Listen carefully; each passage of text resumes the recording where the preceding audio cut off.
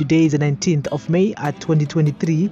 So guys, Justice Minister and Legal and Parliamentary Affairs Ziyambi Ziyambi has said that nomination fees for this year's elections will not be reduced despite calls from the opposition.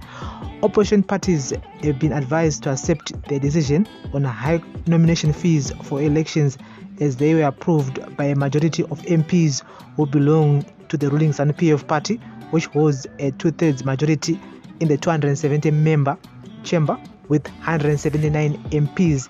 The Zimbabwe Electoral Commission ZEC increased nomination fees for presidential candidates from $1,000 to $20,000 per candidate, with fees for aspiring MPs from $50 to $1,000. The fees have been criticized by opposition politicians who argue that they contravene the constitution, prevent citizens from participating in the elections, and discouraging the youth, women, and people with disabilities.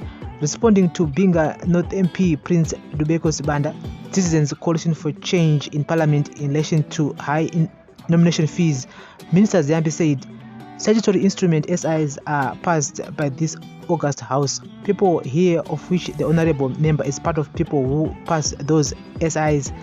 He is now asking me, because of his own preferences, not the majority here, that I should do something. The answer is no. It is surprising that we are approaching the end of a 5-year term and honourable members are asking questions after the fact.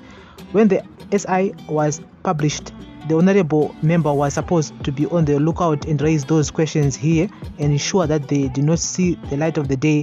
I cannot stand here and answer questions about things that happened. They are a closed chapter. Sibanda said the high fees contravene Section 67 of the Constitution, which allowed the enjoyment of the right to participate in elections by all citizens. He said those fees are generally seen by Zimbabweans to be prohibitive. Sibanda argued that the high nomination fees were not conducive to a multi-party democracy since they were unaffordable for youths, women, and people with disabilities. He questioned the government's policy to ensure that all citizens could exercise their right to participate in elections, as every citizen has the right to do so. Sibanda urged the minister to clarify whether the government would proceed with the current prohibitive fees or amend them to enable citizens to enjoy their constitutional rights. He added that elections by their nature should not be costly. ZEC and the government defended the increased nomination fees last year, stating that they aimed to filter out non-serious political candidates. If the fees remain unchanged, the number of candidates for the presidential race, which exceeded 20 in 2018, could decrease considerably. Yes, this year tichaona kuti ku presidential candidates uko kunenge kune candidates mashoma, maybe less than 10, because I don't see like what happened in 2018 zvichiitika zvakare this year because of my fees acho akati one day andika, because at $20,000 is a lot of money.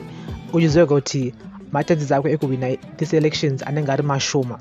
So we're gonna see so many political parties vachingofyudha munzvimbo dzavane rutsigiro rwakati one day vasingafyudhe kune dzimwe nzvimbo. Same with also council seats. So the blame should be also on the opposition member of parliament vanenge vangorara vanozongomuka kana SI yatopasiswa.